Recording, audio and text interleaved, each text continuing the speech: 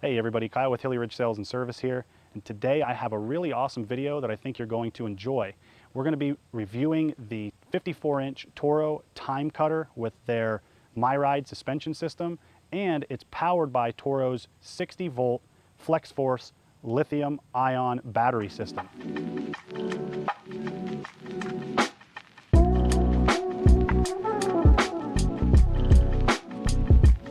So the first thing that we want to look at in this review is I just want to take a first look at this mower. Toro did elect to stay with their Toro Red, but for the FlexForce system, they did add some blue, and then as you can see there, some silver on the back end of the mower. And with the color scheme, it is a pretty good looking mower, so no complaints there. When powered on, the FlexForce TimeCutter does have two headlights that do come on automatically and stay on. I have not used this zero turn at night, so I cannot speak to how effective those lights are. So this TimeCutter is equipped with a 54-inch iron forged deck, which is a very nice deck. They do cut very nicely. This TimeCutter is equipped with a dual USB port, so you can plug in two of your devices to keep them charged while mowing. In the rear of the mower is where the batteries are stored. Inside this blue lid, there are 6 lithium-ion batteries. They are 60 volt. When you purchase the mower new, it will come with 5 10 amp hour batteries and 1 4 amp hour battery. The nice thing about this mower is you can run this on 4 batteries or 6 batteries.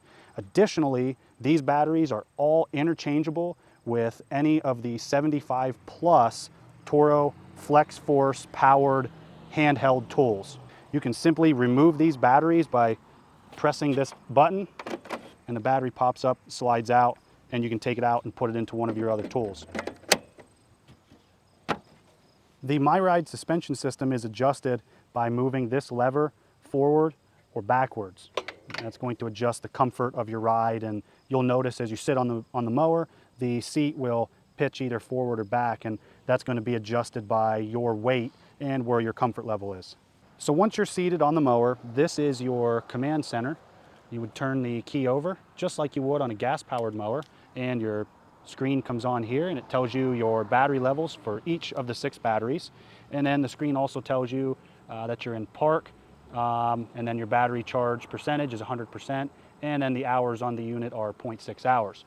The PTO switch is this yellow switch here, which is a really nice feature, which Toro did do a nice job in switching to this style toggle switch over their pull-up style. And then you also have your drive speed, which you have a high speed and a low speed, and then you have a blade speed as well, which is high speed and low speed. The high speed blade speed is going to give you a nicer cut, where the lower speed is going to give you more longevity on your batteries. The parking brake on this mower is right here, and you can disengage the parking brake by simply pressing down on it and sliding it over with your foot, and then it'll come back and disengage your parking brake. And then to reapply it, you push it forward and then over, and then it reapplies, locking itself in place. With this 54-inch TimeCutter, you can easily adjust the cut height of your deck by grabbing a hold of this lever, pulling up, and then adjusting to the cut height of your preference. You can also use this foot lever to help assist in lifting that handle as well. So one of the really nice features about this battery-powered TimeCutter is the fact that there's virtually no maintenance. There's no oil filters, there's no fuel, there's no air filter, there's no belts. So there's virtually no maintenance. Now, I am going to throw the disclaimer out there that I am not sold on battery-powered really anything. I do prefer gas-powered items such as lawnmowers or vehicles. Now, I do think that there is a time and a place for a battery-powered lawnmower such as this. The lawn that I'm going to be mowing today is about 0.37 acres. This 54-inch TimeCutter has, or Toro claims that it will do 2.3 acres on one charge, which we are going to do that test later on in this video. We're going to see how long this TimeCutter will run on one charge at full motor speed or the high motor speed, and also the high blade speed. We're also going to take it and we are going to do a speed test. We're going to run it down the road and see what its max speed is as well at the high motor speed. So I am excited, however, to use this mower as I've not yet mowed with a battery-powered zero turn. So without further ado, let's power this thing on and mow some grass. So right now, this zero-turn mower is turned on, and as you can tell, there's no sound. So I'm gonna go ahead, I'm gonna turn or engage the PTO so you can hear what the blades sound like, and this is on the high speed blade setting. It's still really quiet.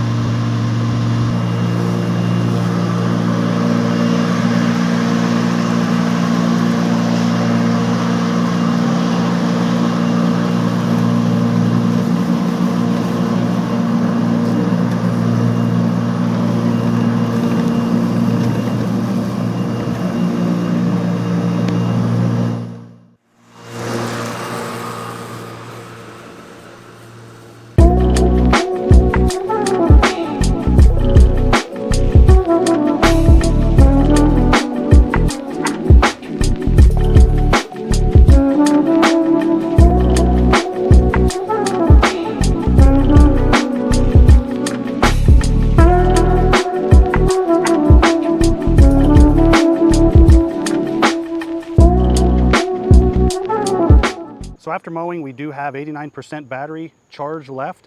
I did mow on the high wheel motor speed and the high blade motor speed as well. Okay, so now we're gonna take this TimeCutter, we're gonna take it down the road and see how fast it goes.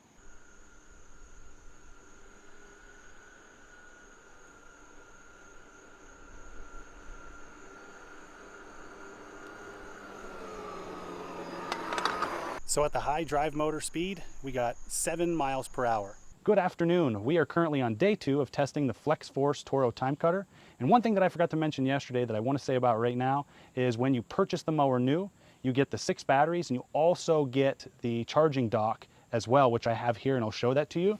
So it is a 6-port charging dock, and you can take your batteries when they need charged, pull them out of the mower, and you drop them right into the charger like this, and it charges, and then once it's done, it's just a matter of pulling it out of the charger and putting it back into the mower. So the last test that we're going to perform with this TimeCutter is with a 100% charged battery system.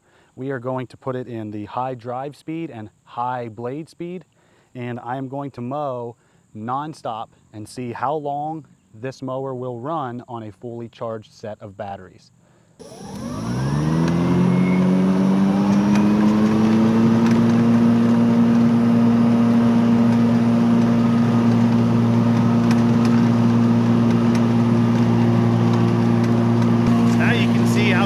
This is. I don't have to yell to talk. This would be perfect if it were a 2-seater. You and your best buddy could ride around and talk about football. It'd be awesome. Mowing grass and talking to your best buddy about football.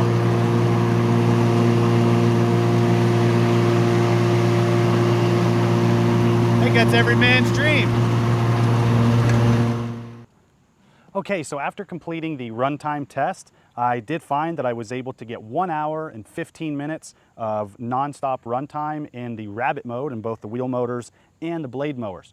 I was able to get 6.02 miles of mow distance, which if you do the math, it is equivalent to 10,595.2 yards, which is equivalent to 2.189 acres. So Toro says you would be able to get 2.3 acres of mowing time out of this mower, and I got 2.189 on fully charged batteries, so very close to what they claim is possible to do with this mower. I will say that as I was mowing at about 35%, I noticed that the battery charge level started to drop off more and more quickly, and then once I got to about 10%, it went from 10.8, 10 or 10.98, and then at 8 it dropped right to 0. The blade shut off. You noticed right before the blade shut off, the mower speed started to slow down, and the blade speed started to slow down, and then the blades stopped. But one nice thing is that the mower continued to be able to be driven, so that it didn't just completely die, so that you're having a mower sit out in the middle of your yard somewhere. So it gave you that opportunity to drive back to the garage or drive back to the shed so that you get it put away and get the batteries pulled out and plugged into the charger. Now, I did do a review yesterday after mowing and seeing how it operated on some hills and everything, and I will stick by my reviews of the parking brake, the armrest, and the display. The parking brake, I think that could be redesigned, as it is difficult to operate with the front lip of the MyRide suspension system when you push down and have to move that brake over with your foot, and then do the same thing when you push it in and then move it back over, especially when that MyRide suspension system is wanting to rock. I think Toro could do a better job of designing that park brake. Additionally, with the armrests, I like armrests on mowers. This does not have them. I think they could come standard on the mower. Again, this is a picky thing, but I do like armrests. But don't worry, if you like them as well, they are an option that can be added to the mower. And then lastly, the display screen, when you first start the mower, it does show each battery that's in the mower, and it gives a percentage, an individual percentage of battery life on that display screen. It shows up for, I don't know, it's probably somewhere around 3 seconds, and then it disappears, and that's it. I think it would be nice if you could press a button and be able to see that, so you can see what the life is on each battery, instead of just seeing it for the first 3 seconds. Additionally, I do like the fact that you can pull the batteries out and put them in one of any 75 plus Toro Flex Force tools and continue trimming. You can snow blow, you can use your push mower, whatever. So that's a really nice feature, that you could pull one or multiple batteries out and run any of those other tools. So one of the main things that we get questioned about is, how does this do on hills? And going uphill, it does phenomenally. However, I did notice that going downhill, or if you're on like a side angle, it does not handle as well the traction when you try to slow down. It wants to slide and wants to spin. There may be some of that could be user error. Maybe it's a weight issue. I don't know. I don't have that answer. But I did notice that that was something that I struggled with a little bit. As far as going uphill, it works great. So I think, you know, that could potentially be improved upon. But again, maybe it was something that was user error. But overall, I think if you have a property that's under that 2.189 acres, and I think this would be a great unit for that property, especially if it's flat or with minimal hills. I think it would be a great unit for that property because you basically have no maintenance. It's just a matter of pulling batteries out, charging them, which takes just under 4 hours to charge those batteries, and then you're good to go out and mow again. And if you have a smaller property, you could mow multiple times on a single charge. So it's not like you're having to charge the batteries every day, and then being able to pull those out and plug them into any of the other tools is another huge bonus as well. So I hope this video was helpful for you, got you some insight on these Toro battery-powered Flex Force mowers. Thanks again for watching this video. God bless. Have a great day.